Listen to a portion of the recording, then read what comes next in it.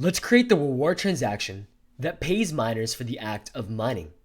A reward transaction will be a transaction object that is similar to a normal transaction object. A key difference, though, will be that the reward transaction needs only one output. It only needs to specify the amount of currency that the miner receives as a reward. Unlike normal transactions, there is no exchange of currency, so there is no output necessary to specify a resulting amount for the sender. Other than that, there is one other key difference. The input object will be a unique one that identifies that the actual blockchain itself conducted the transaction, meaning the miner's wallet doesn't sign the transaction, but the blockchain itself signs the transaction. This means that we'll need to create a special wallet for the blockchain, which has the authority to sign transactions as a special entity, which signs off reward transactions with no true original sender other than the blockchain itself.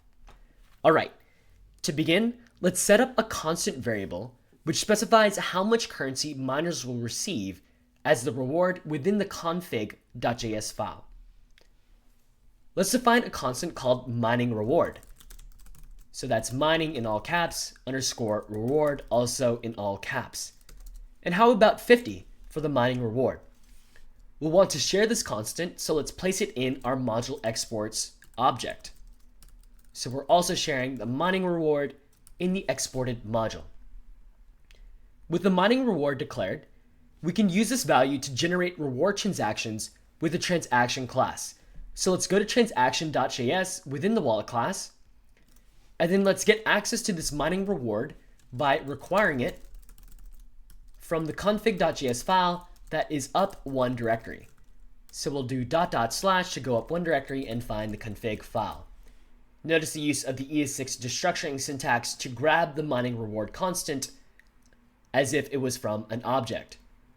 Again, reward transactions will be identical to normal transactions, except they only have one output for the miner.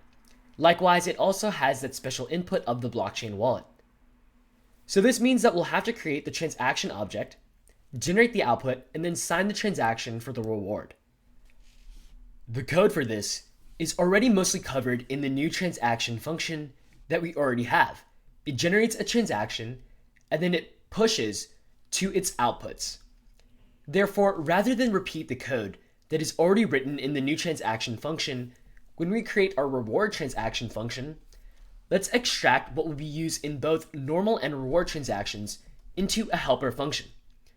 This helper function will generate a transaction based on given outputs. So let's call the helper function transaction with outputs. The parameters will be a sender wallet, so that way we can generate a signature, and then the outputs to push to the actual transaction object. Alright, now let's extract the relevant code from the new transaction function that will go into this helper one. So we'll create the actual transaction within the helper function. We'll keep the amount over wallet balance check within the new transaction function, but what we will do is use transaction.outputs.push. So go ahead and copy that transaction.outputs.push. And now instead of pushing something manually created, we'll push in the spread elements from the outputs parameter that we're receiving. And then we'll also sign the transaction. So let's cut that code and paste it into transaction with outputs. So now this time the transaction is signed using the transaction object that is created as well as the given sender wallet. And then also we're going to want to return the transaction as a result of the function. So now let's refactor the new transaction function to use the new transaction with outputs helper one. Again, we still want the amounts check, but now this time, instead of manually creating this transaction outputs push, we're going to return a call to transaction.transaction with outputs, our new helper function.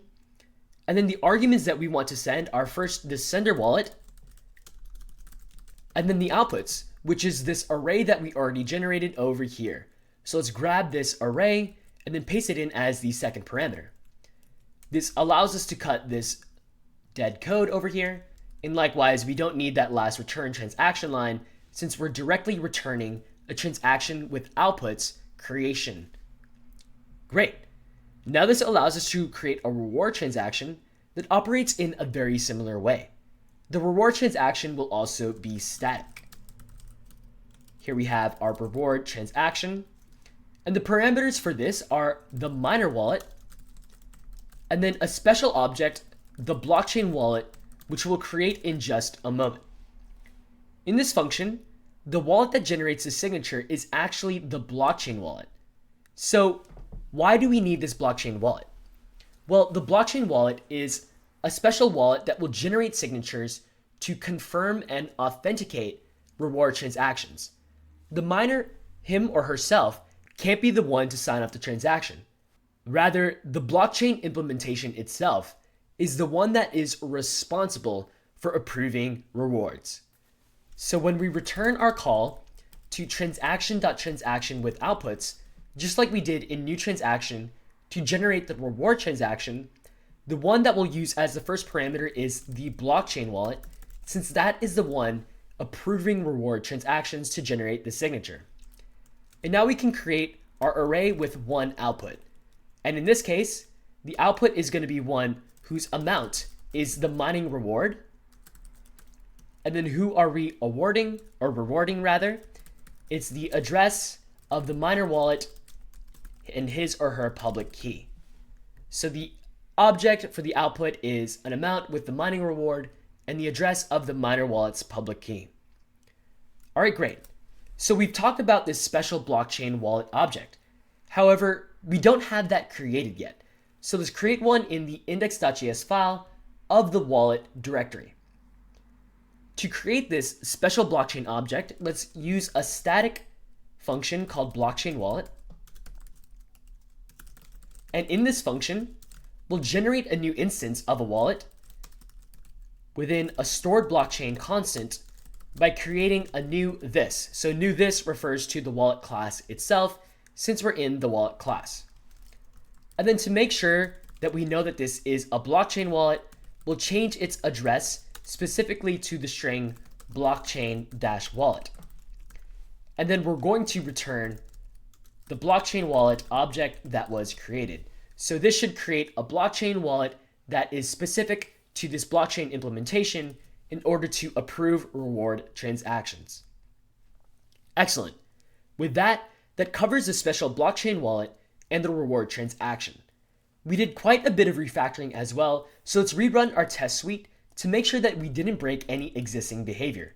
So back in the command line, we'll run npm run test, and as we do so, hopefully we get 100% green clear skies just as before. All right, looks like everything is passing so far, and indeed, we get a fully passing test suite with no failures. Great. Since we've successfully refactored the new transaction code and also created the reward transaction as well as a blockchain wallet, let's continue by testing the reward transaction function that we just created next.